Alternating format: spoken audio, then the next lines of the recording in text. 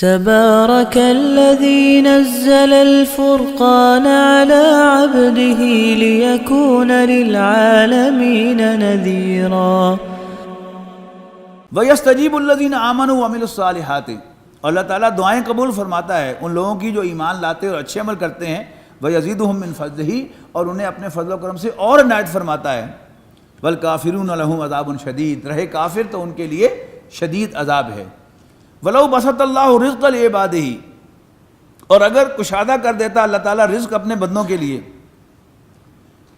ابھی تو یہ ہے نا کہ اللہ تعالیٰ نے کچھ کے لیے رزق کو کشادہ کیا ہے اور کچھ کے لیے رزق تنگ کیا ہے، لیکن اگر اللہ تعالیٰ سب کے لیے رزق کشادہ کر دیتا تو کیا ہوتا؟ لَبَغَوْا فِي الْأَرْضِ، تو لوگ زمین میں بغاوت کا طوفان کھڑا کر دیتے۔ ابھی بھی کیا ہے ہمارا آبزرویشن، جس کے پاس 4 پیسے آ جائیں، جس کے پاس اقتدار آ جائے، سرداری مل جائے، اب کیا کرتا ہے؟ اللہ ماشاء اللہ وہ انسانوں پر ظلم ڈھاتا ہے۔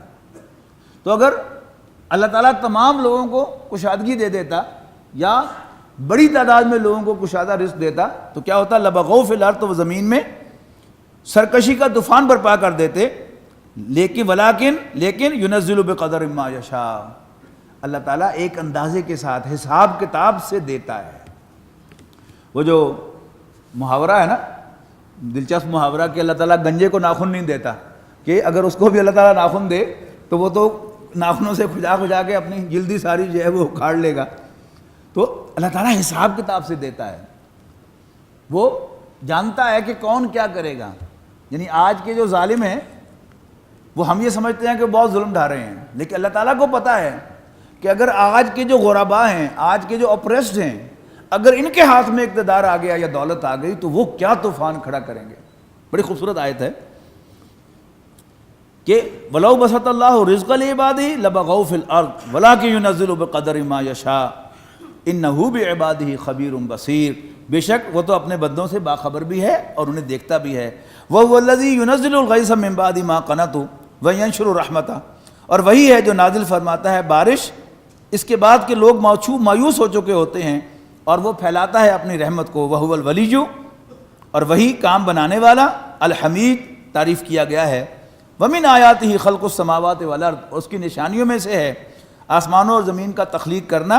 وَمَا بَثَّ فِيهَا مِن دَابَّةٍ، اور اس میں طرح طرح کی مخلوقات کا پھیلانا، جانداروں کا۔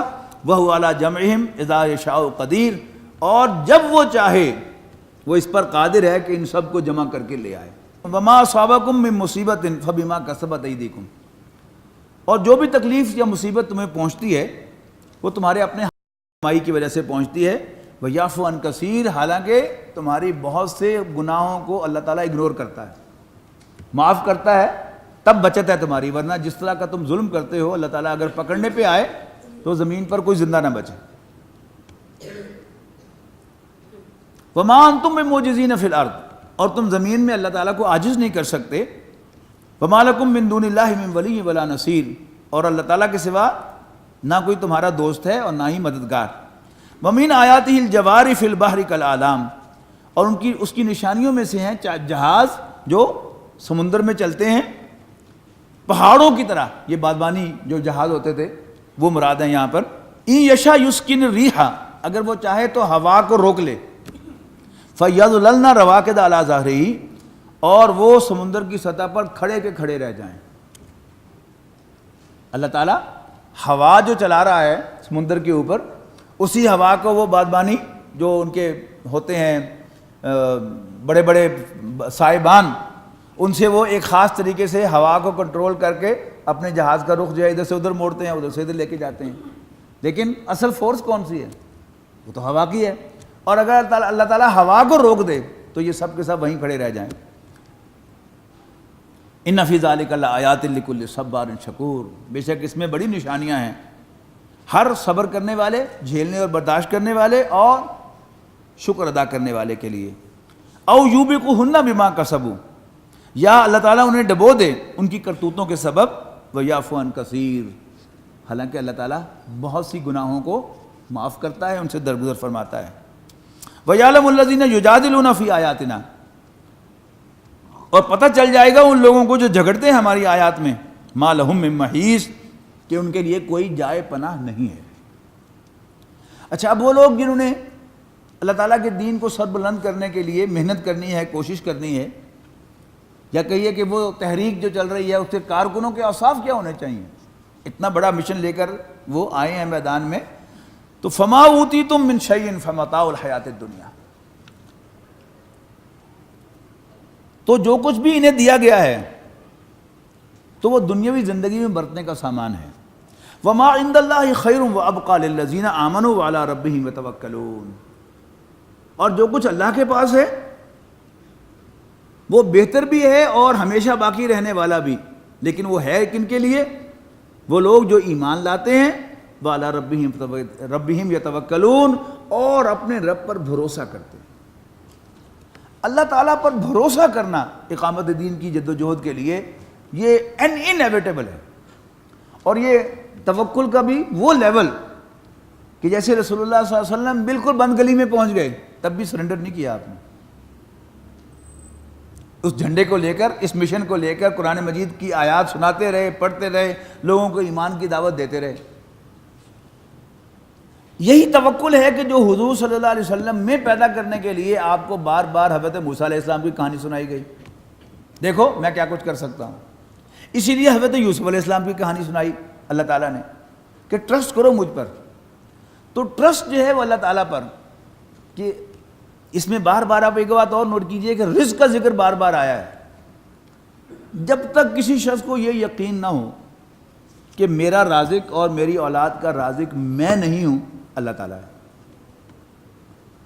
اور اگر میں کسی مشکل میں پھنس گیا، میں کہیں گرفتار ہو گیا، مجھے ایجنسیاں پکڑ کے لے گئیں، یا میرے خلاف کوئی جھوٹا مقدمہ دائر کر دیا گیا، اور میں کسی جگہ پھنس گیا، تو میرے بچے بھوکے نہیں مریں گے، اللہ تعالیٰ ان کا وارث ہوگا۔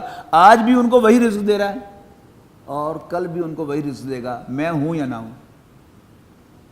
اگر انسان کو کچھ ہو خیال اس چیز کا کہ اچھا اگر میں ہوگا، چلو کوئی چاچا ہے، بچیاں دا کوئی انشاءاللہ خیال کرے گا ہی صحیح ہوتا، یہ کیا ہے؟ یہ توکل کے خلاف ہے۔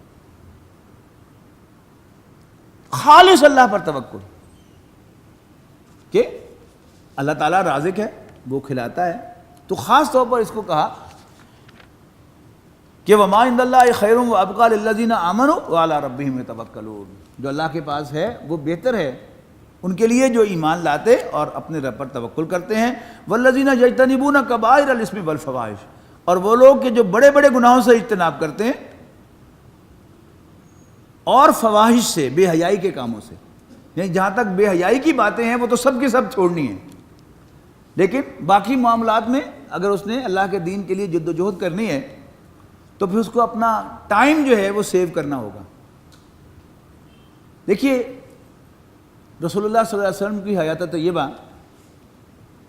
کتنے سال ہیں وحی کے آغاز کے بعد؟ کل 23 برس ہیں، اور مکہ مکرمہ 21ویں سال فتح ہو گیا۔ اب حضور صلی اللہ علیہ وسلم کی ٹائمنگز کا آپ اندازہ لگائیے کہ آپ کا موسٹ آف دا ٹائم کس چیز میں گزرا۔ آپ نے پیسہ جمع ہی نہیں کیا کہ زکوٰۃ فرض ہو، ٹائم بچ گیا۔ آپ اکثر روزے سے ہوتے تھے، کھانا پینا بھی بچ گیا۔ اور آپ کی نماز، اس کی کیفیت تو آپ کو معلوم ہوگی کہ 5 فرض نمازیں ہیں، ان میں بھی آپ لگائیں چلیے گھنٹہ ساروں کا لگا لیں، اور رات کو 2/3 1/3 یا نصف رات آپ کھڑے ہوتے تھے تہجد میں، تو کل کتنے گھنٹے ہو گئے؟ یعنی 4-5 گھنٹے آپ آرام کے لگا لیں میکسیمم، تو کتنے گھنٹے ہو گئے؟ یعنی 12 گھنٹوں سے بھی کم آپ نے باقی سب کچھ کیا، اور باقی سارا وقت آپ نے کس میں لگایا؟ وہ اللہ تعالیٰ نے اللہ کے نبی نے اسی کام میں لگایا، اسی محنت میں، تو کامیابی ہوئی۔ اچھا، اب اگر کوئی شخص جو ہے، انسان کے پاس، ہم میں سے ہر شخص ایک لمیٹڈ عمر لے کے آیا ہے، کسی کو اللہ تعالیٰ نے 70 سال کی لیز دی ہے، کسی کو 50 کی دی ہے، کسی کو 40 کی دی ہے، کسی کو 35 کی دی ہے، کسی کو اللہ تعالیٰ عین جوانی میں 22 سال کی عمر میں لے جاتا ہے، اور سال کے مہینے بھی اتنے، دن بھی اتنے، اور دن کے گھنٹے بھی اتنے۔ اب آپ نے ٹائم ڈسٹریبیوشن کرنی ہے، پرائرٹی کیا ہے. اگر کوئی شخص دین کی طرف آئے اور وہ اپنے آپ کو مانجنا شروع کر دے، دین کی طرف آئے اور اپنے آپ کو مانجنا شروع کر دے کہ ہو میرے اندر تو یہ خرابی رہ گئی، ابھی یہ خرابی رہ گئی، یہ بھی خرابی، یہ بھی ٹھیک کر لوں، یہ بھی ٹھیک کر لوں، یہ بھی ٹھیک کر لوں. اب وہ ساری کی ساری محنت کس کاز پر کرے گا؟ جو یہ ذمہ داری ہے اس کی کاز پر وہ محنت کرے گا.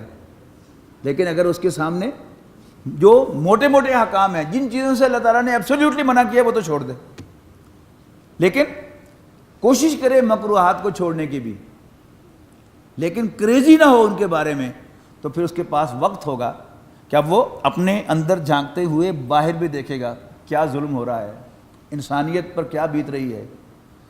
پھر اس کے اندر جوش و جذبہ پیدا ہوگا کہ میں اللہ کے دین کی قیامت کے لیے اقامت کے لیے لوگوں کو اس ظلم سے نجات دلانے کے لیے اٹھ کھڑا ہوں اور اپنا وقت لگاؤں. علامہ اقبال نے یہی بات ابلیس کی مجلس شورا کے آخر میں ابلیس کی منہ سے نکلوائی تھی. یہ بڑی خوبصورت نظم ہے، وقت نہیں ہے ہمارے پاس ورنہ میں آپ کو وہ نظم جو ہے وہ بھی سناتا، لیکن ارمغان حجاز جو علامہ اقبال کی کتاب ہے اس کے اردو حصے کی پہلی نظم ہے ابلیس کی مجلس شورا. محترم ڈاکٹر اسرار احمد صاحب علامہ اقبال کی اس نظم کو امت مسلمہ کے نام علامہ اقبال کا آخری پیغام قرار دیتے تھے. وہاں نقشہ علامہ اقبال نے یہ کھینچا ہے. یہ بھی بتا دوں کہ بیک گراؤنڈ کیا ہے. علامہ اقبال نے بہت پہلے جب نئی انہوں نے شاعری شروع کی تھی تو انہوں نے ایک مسلمان نوجوان جو کالج یونیورسٹی میں پڑھتا ہے اس کے احساسات کو ایک زبان دی، شکوہ، اللہ تعالیٰ سے شکوہ کیا، رحمتیں تیری اغیار کے کاشانوں پر، برق گرتی ہے تو بیچارے مسلمانوں پر. وہ نظم پوری لکھی. اس پر طوفان کھڑا ہو گیا پورے ہندوستان میں. علامہ اقبال کے خلاف فتوے آئے کفر کے کہ اللہ تعالیٰ سے یہ شکایتیں کر رہا ہے اور اتنی بدتمیزی سے اللہ تعالیٰ کے ساتھ بات کر رہا ہے. تو علامہ اقبال نے جان چھڑائی جواب شکوہ لکھ کر. سب ٹھیک ہو گئے ماشاءاللہ، یہ تو بڑا اچھا کام کیا انہوں نے. اس کے بعد علامہ اقبال باز نہیں آیا اپنی اس حرکت سے، لیکن انہوں نے اس کا طریقہ بدل دیا. انہوں نے اپنی شاعری میں ابلیس کا ایک کردار انٹروڈیوس کر دیا. اب ابلیس کی زبان سے وہ ساری باتیں جو ایکسیپٹیبل نہیں ہوتی ہیں نارملی، ابلیس کی زبان سے علامہ اقبال نے کہلوائی ہیں. تو ابلیس اپنی مجلس شورا بلائی ہوئی ہے اس نے، اور کسی بھی ادارے کی جو مجلس شورا ہوتی ہے، بورڈ آف ڈائریکٹرز کا اجلاس ہوتا ہے، اس میں کیا ہوتا ہے؟ پہلے سالانہ رپورٹ پیش ہوتی ہے، پھر مسائل کا جائزہ لیا جاتا ہے، اور پھر جو بڑی بڑی پرابلمز ہیں وہ سامنے لائی جاتی ہیں، اور پھر آخر میں ان کا سولوشن ہوتا ہے. تو ابلیس جب آخر میں کنکلوڈ کرتا ہے، اس کا جو سب سے امپورٹنٹ حصہ وہ ہے کہ مشیروں کی ڈسکشن میں یہ آتا ہے کہ ٹھیک ہے بادشاہی نظام کو تو ہم نے سیو کر لیا ہے، جمہوریت کو قائم یعنی اس کو قائم الفلاج کر دیا جمہوریت سے، اصل میں وہ بادشاہ آتی ہے. لیکن جب ایک مشیر توجہ دلاتا ہے کہ وہ کار مارکس جو کر رہا ہے، فتنہ پھیلا رہا ہے، اس تک یہ جواب ہے ہمارے پاس. تو ایک مشیر جو ہے وہ آخری جو 5واں مشیر ہے وہ ابلیس کو خطاب کر کے کہتا ہے کہ ہاں سر واقعی مسائل تو ہیں، لیکن جب تک آپ کی سرپرستی ہمیں حاصل ہے کوئی مسئلہ نہیں.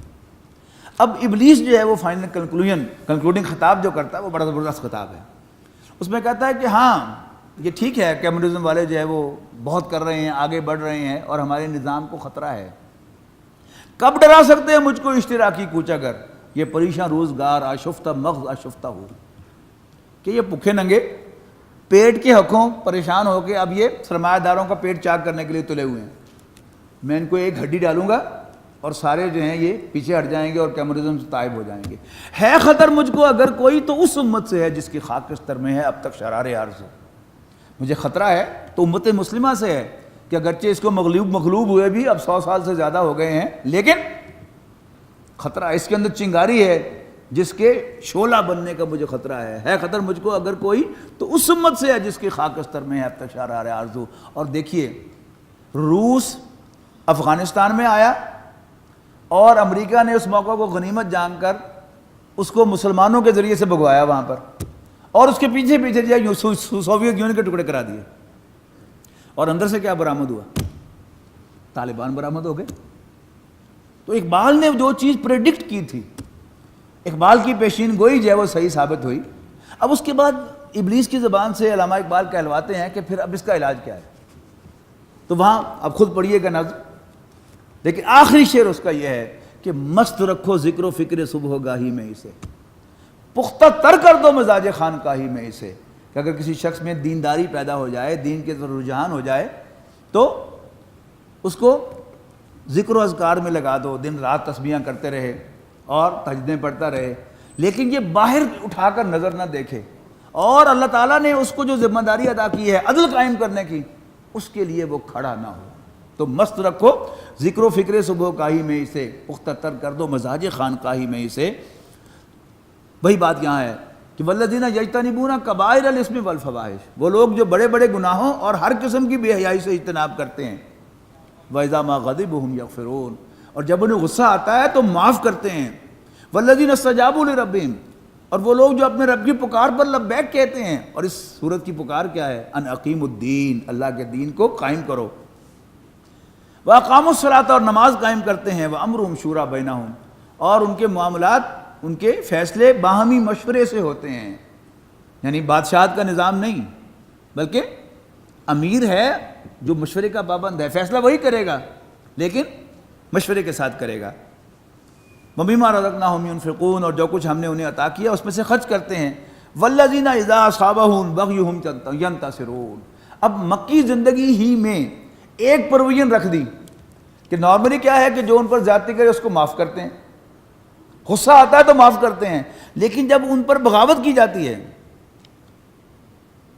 ان پر کوئی زیادتی کی جاتی ہے، ہم ینتصرون، تو وہ بدلہ بھی لیتے ہیں۔ یہ بدلہ جا کر کہاں لیا گیا؟ مدنی زندگی میں۔ آپ کو شاید معلوم ہوگا کہ غزوہ بدر میں حضرت بلال رضی اللہ تعالیٰ عنہ نے ڈھونڈ کر اپنے سابقہ مالک امیہ بالخلف، جس نے ان کو گھسیٹا تھا رسی باندھ کر پتھریلی زمین کے اوپر، اس کو ڈھونڈ کر خود انہوں نے جا کے قتل کیا تھا۔ اچھا، اب یہ جو دین کا ماڈرن تصور پیش کیا جا رہا ہے، یہ ہمارے سارے جو سیکولر دانشور اور سو کال جو قرآن مجید کا درس دینے والے، لیکن وہ اس انفلوئنس کے تحت وہ مسلمان کا صرف ایک ہی تصور پیش کرتے ہیں کہ مسلمان تو بس معاف کرنے والا ہے، وہ تو بدلہ بھی نہیں لیتا کسی سے۔ مطلب کیا ہے اس کا؟ کہ ہم مغرب کے سامنے اس طرح ہاتھ جوڑ کے کھڑے ہو جائیں، وہ ہم پر جتنی مرضی زیادتیں کرتا پھرے، لیکن ہم اس کو ری ایشور کر دیں کہ ہم کبھی تم سے بدلہ نہیں لیں گے، تو کیا قیامت دن ہوگی؟ ایک ہے اسٹریٹجی، رسول اللہ صلی اللہ علیہ وسلم کو دی گئی اسٹریٹجی کیا تھی کہ مکی زندگی میں ہاتھ بھی نہ اٹھاؤ، اور جس کی انتہا یہ ہے کہ جب حضرت سمیہ اور حضرت یاسر پر تشدد ہوا ہے، ان کو بے دردی کے ساتھ قتل کیا گیا ہے، اس وقت مکہ مکرمہ میں 30 سے 40 مسلمان موجود تھے، لیکن کوئی بیچ میں نہیں آیا۔ کیا وہ سارے بے غیرت سے معاذ اللہ؟ نہیں، ان کی غیرت جو ہے وہ جوش مارتی ہوگی، لیکن رسول اللہ صلی اللہ علیہ وسلم کی طرف سے اجازت نہیں تھی ہاتھ اٹھانے کی۔ خود رسول اللہ صلی اللہ علیہ وسلم ان کے پاس سے گزرے ہیں، اصبروا یا آل یاسر، یاسر کے گھر والوں صبر کرو، ان موعدکم الجنہ، بے شک تمہارے وعدے کی جگہ جنت ہے، وہاں تمہیں اجر ملے گا، یہاں صبر کرو، جھیلو، برداشت کرو۔ تو ایک ہے اسٹریٹجی کے تحت ہاتھ نہ اٹھانا، ایک ہے کہ غصہ ہی نہ آئے انسان کو، بے غیرت ہو جائے، یہ نہیں ہے اسلام۔ والذین استجابوا لربہم واقاموا الصلاۃ وامرهم شورى بینہم ومما رزقناہم ينفقون والذین اذا اصابهم البغی هم ینتصرون وجزاء سیئۃ سیئۃ مثلها، اور برائی، کسی برائی کا بدلہ تو اس جیسی ایک برائی ہے، فمن عفا واصلح، ہاں جو معاف کر دے اور اصلاح کرے، فاجرہ علی اللہ، اس کا اجر اللہ تعالیٰ کے ذمے ہے، انہ لا یحب الظالمین، بے شک اللہ تعالیٰ ظالموں کو پسند نہیں فرماتا۔ وَلَمَنِ انتصر بعد ظلمہ، پھر واضح کیا اس بات کو، اور جو کوئی بدلہ لے اس کے بعد کہ اس پر زیادتی کی گئی ہو، فَأُولَٰئِکَ مَا عَلَیْہِم مِّن سَبِیل، ایسے لوگوں پر کوئی گناہ نہیں ہے۔ اِنَّمَا السَّبِیلُ عَلَى الَّذِینَ یظلمون، الزام تو ان پر ہے کہ جو لوگوں پر ظلم ڈھاتے ہیں، وَیَبْغُونَ فِی الْأَرْضِ بِغَیْرِ الْحَقِّ، اور زمین میں ناحق سرکشی کرتے ہیں، اولئک لہم عذاب علیم، ایسے لوگوں کے لیے دردناک عذاب ہے۔ وَلَمَنْ صَبَرَ وَغَفَرَ، اور جو صبر کرے اور معاف کر دے، اِنَّ ذَلِکَ لَمِنْ عَزْمِ الْأُمُورِ، تو یہ بڑی ہمت کے کاموں میں سے ہے۔ یعنی یہ دو چیزیں پیرلل، ایک ہے اپنی ذات کے لیے انسان یہ چاہتا ہو کہ چلو میں دوسرے کے ساتھ نیکی کروں، لیکن اللہ کے دین کے غلبے کے لیے بدلہ لینا۔ اور فتح مکہ کے موقع پر بھی نبی اکرم صلی اللہ علیہ وسلم نے یعنی 8 یا 10 افراد تھے جن کے بارے میں اعلان کیا تھا ان کو معافی نہیں. کیا ہے مطلب؟ لیکن ایسی پکچر رسول اللہ صلی اللہ علیہ وسلم کی یہ پیش کرتے ہیں دانشور کہ جس سے معلوم ہو کہ رسول اللہ صلی اللہ علیہ وسلم میں غصے نام کی یا بدلہ لینے کے نام کی کوئی چیز تھی ہی نہیں. کفر جو مرضی کرتا پھرے، ظالم جو مرضی کرتا پھرے، اور مسلمان جو ہے وہ بدھ مت کا بھکچو بن کر بیٹھا رہے، ایسا اسلام میں نہیں ہے. من یضلل اللہ فما لہ من ولی من بعدہ، اور جس کی گمراہی کی تصدیق کر دے اللہ تعالیٰ تو اللہ کے بعد کوئی اس کا ولی، اس کا کارساز، اس کا حامی نہیں ہے. وَتَرَى الظَّالِمِينَ لَمَّا رَأَوُا الْعَذَابَ، اور تم دیکھو گے ظالموں کو جب وہ عذاب کو دیکھیں گے، یقولون هل إِلَى مَرَدٍ مِّن سَبِيلٍ، تو کہیں گے دنیا میں پلٹ جانے کا کوئی راستہ ہے ہمارے پاس. وَتَرَاهُمْ يُعْرَضُونَ عَلَيْهَا خَاشِعِينَ مِنَ الذُّلِّ، تم دیکھو گے کہ جب انہیں پیش کیا جائے گا آگ کے سامنے تو وہ چور آنکھوں سے ایک دوسرے کو دیکھیں گے. وَقَالَ الَّذِينَ آمَنُوا إِنَّ الْخَاسِرِينَ الَّذِينَ خَسِرُوا أَنفُسَهُمْ، اور ایمان والے کہیں گے یقیناً گھاٹے میں رہنے والے تو وہ لوگ ہیں جنہوں نے خود اپنے آپ کو اور اپنے اہل و عیال کو قیامت کے دن گھاٹے سے دوچار کیا. الا ان الظالمین فی عذاب مقیم، آگاہ ہو جاؤ کہ ظالم دائمی عذاب میں ہوں گے. وما کان لہم من اولیاء، اور ان کے کوئی حامی نہیں ہوں گے اللہ کے سوا. ومن یضلل اللہ فما لہ من سبیل، اور جس کی گمراہی کو اللہ تعالیٰ سرٹیفائی کر دے اس کے لیے کوئی راستہ نہیں ہوگا. استجیبوا لربکم، پھر پکارا، اپنے رب کی پکار پر لبیک کہو. اور یہاں پکار کیا ہے؟ اللہ کی، ان اقیم الدین، اللہ کے دین کو قائم کرو. تو یوں سمجھیے کہ مجھے اور آپ کو پکارا جا رہا ہے. استجیبوا لربکم، اپنے رب کی پکار پر لبیک کہو. من قبل ان یاتی یوم لا مرد لہ من اللہ، اس سے پہلے کہ وہ دن آ جائے کہ جس کے ٹلنے کی کوئی صورت نہیں ہے. یہ دن اللہ تعالیٰ کی طرف سے آئے گا. ما لکم من ملجأ یومئذ، اس روز تمہارے لیے کوئی جائے پناہ نہیں ہوگی. وما لکم من نکیر، اور نہ ہی انکار کیے بن پڑے گی. دیکھیے آج ہمیں کسی عدالت کی طرف سے سمن آتا ہے تو اللہ وکیلوں کو زندہ رکھے، آپ کو 10 طریقے بتا دیں گے اوائڈ کرنے کے. میڈیکل سرٹیفکیٹ بھیج دو، ملک سے باہر بھاگ جاؤ، یہ کر لو، ایسے کر لو. اللہ تعالیٰ جب پکارے گا انسانوں کو تو کسی کے پاس کوئی انکار کرنے کی گنجائش نہیں ہے. فَإِنْ أَعْرَضُوا، اور اے نبی اگر یہ آپ کی دعوت سے منہ پھیریں، فَمَا أَرْسَلْنَاكَ عَلَيْهِمْ حَفِيظًا، تو ہم نے آپ کو ان پر نگران نہیں بنایا بلکہ پہنچانے والا بنایا ہے. وہ کر رہے ہیں. اِنْ عَلَيْكَ إِلَّا الْبَلَاغُ، آپ کے ذمے تو صرف پہنچانا ہے.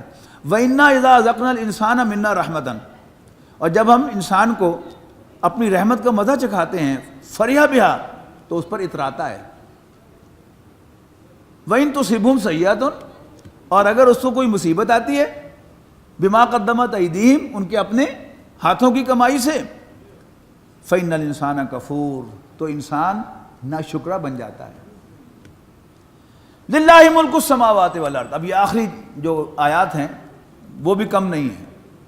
یعنی اللہ تعالیٰ اپنی بادشاہت کا اظہار کئی طریقے سے کرتا ہے. یہاں بھی ایک اپنی بادشاہت کا اظہار ہے. للہ ملک السماوات والارض، آسمانوں اور زمین کی بادشاہی اللہ تعالیٰ کی ہے. ثبوت کیا ہے؟ یخلق ما یشاء، وہ جو چاہتا ہے پیدا فرماتا ہے. یہب لمن یشاء اناثا، وہ جسے چاہتا ہے بیٹیاں عطا فرماتا ہے. ویہب لمن یشاء الذکور، جسے چاہتا ہے بیٹے عطا فرماتا ہے. او یزوجہم ذکرانا و اناثا، یا بیٹے بیٹیاں دونوں اکٹھے کر دیتا ہے جیسے نارملی ہوتا ہے. اللہ تعالیٰ نے بالعموم ہمیں بیٹے بھی دی ہیں، بیٹیاں بھی دی ہیں. آخری بات کیا فرمائی؟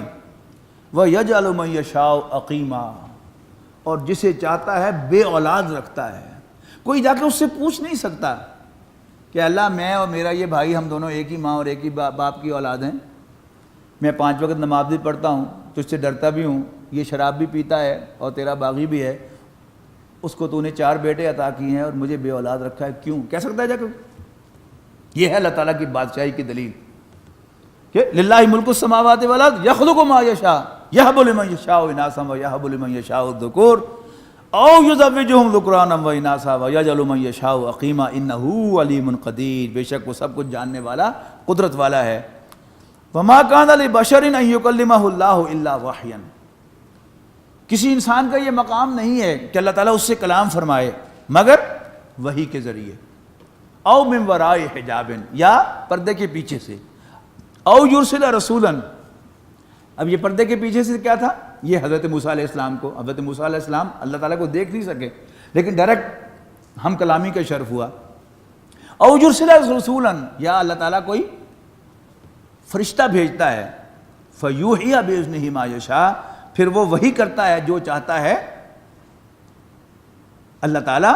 انہ علی حکیم، بے شک اللہ تعالیٰ بلند اور حکمت والا ہے۔